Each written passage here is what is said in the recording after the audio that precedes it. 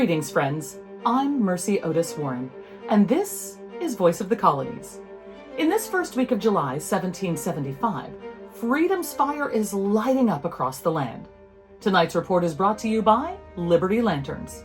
Tired of dark nights and lost needles? Choose Liberty Lanterns, the brightest, strongest lanterns in all the colonies.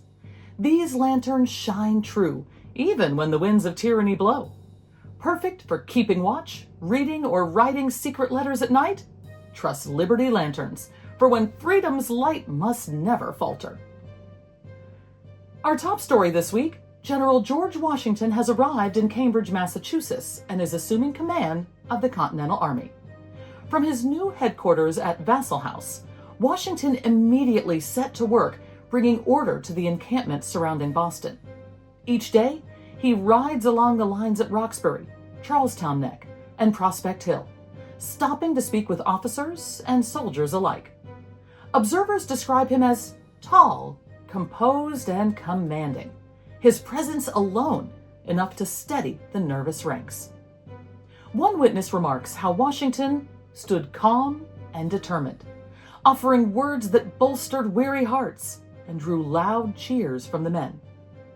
Under his watchful eye, the troops are beginning to show signs of newfound discipline. Officers report that the men started cleaning their camps, organizing supplies, and drilling with sharper focus. A sense of unity replaces the confusion that plagued the early militia gatherings.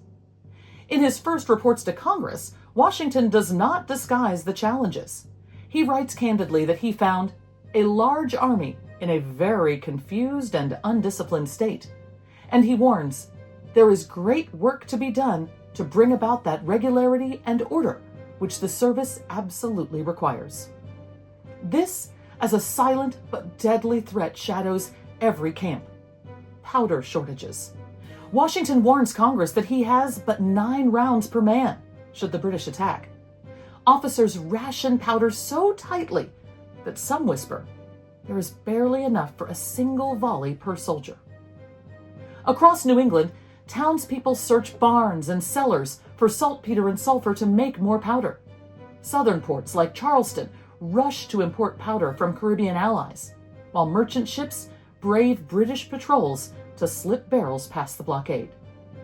The shortage forces Washington to hold his lines, unable to risk an open assault. It becomes clear that the fight for independence depends as much on powder as on courage. General Philip Schuyler is hard at work, meanwhile, at Fort Ticonderoga, the vital stronghold on Lake Champlain.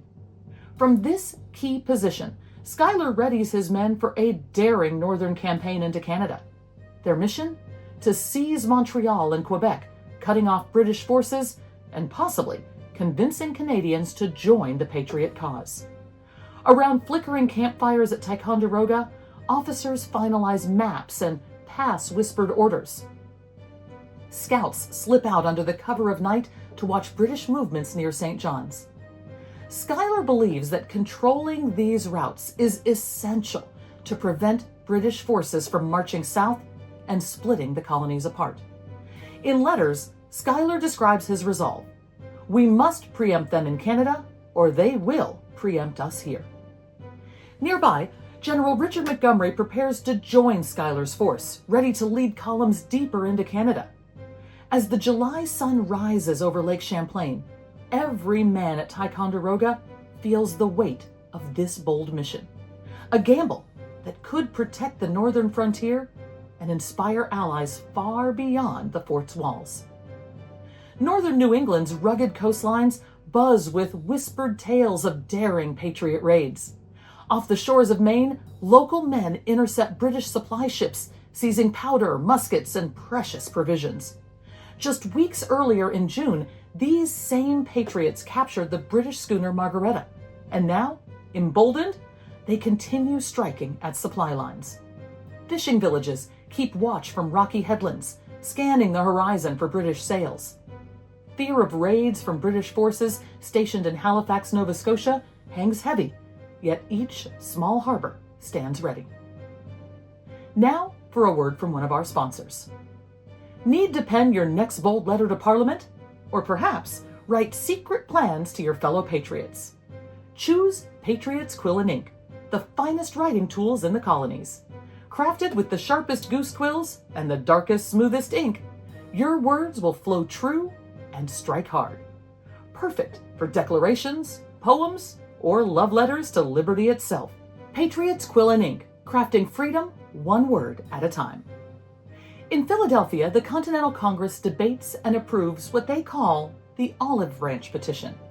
Drafted mainly by Pennsylvania delegate John Dickinson, this heartfelt appeal represents the colony's final attempt to avoid a full-scale war.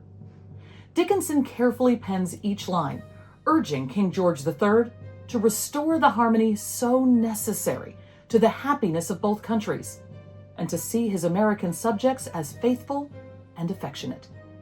The petition respectfully pleads, "We beseech your majesty to direct some mode by which the united applications of your faithful colonists may be attended to." In the halls of the Pennsylvania State House, many delegates sign with trembling hands, torn between hope and doubt. Outside in Philadelphia's taverns, citizens gather to discuss the news. Some cling to the chance of reconciliation. Others believe, as Samuel Adams warns, that the sword is now our only resort. While Dickinson believes this olive branch may still sway the king, many suspect it will be rejected outright. Even as the ink dries and couriers prepare to carry it across the sea, the air hangs heavy with uncertainty. The petition is both a plea for peace and a quiet signal that the colonies are readying themselves for the struggle that may come next. Another powerful document emerges from the crowded chambers of the Continental Congress, the Declaration of the Causes and Necessity of Taking Up Arms. First drafted by the young Virginian Thomas Jefferson, and then carefully refined by John Dickinson of Pennsylvania, this declaration is adopted in a mood both solemn and defiant. Congress explains in strong, direct language why the colonies are compelled to take up arms against British oppression. Jefferson and Dickinson insist they do not seek to break away and form independent states. Not yet. Instead, they write, "The colonies fight to defend the freedom that is our birthright and which we ever enjoyed till the late violation of it." The Declaration states boldly, "Our cause is just. Our union is perfect. Our internal resources are great, and, if necessary, foreign assistance is undoubtedly attainable." These words echo like musket fire through Philadelphia's streets and beyond, carrying resolve to village greens and churchyards throughout the colonies. In town squares, men stand atop barrels to read the Declaration aloud by lantern light. Listeners respond with cheers, fervent prayers, and tearful pledges to resist at all costs. This document becomes more than ink on paper. It is a rallying cry that binds farmers, merchants, and tradesmen into one determined body. As this hot July week closes, the Declaration of Causes and Necessity of Taking Up Arms cements the colony's commitment.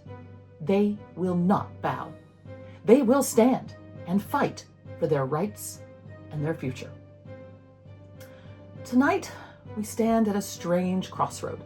With one hand extended in humble peace as the petition implores the king to forget the causes of our present unhappy differences, and the other hand clenched tight, ready to defend hearth and liberty.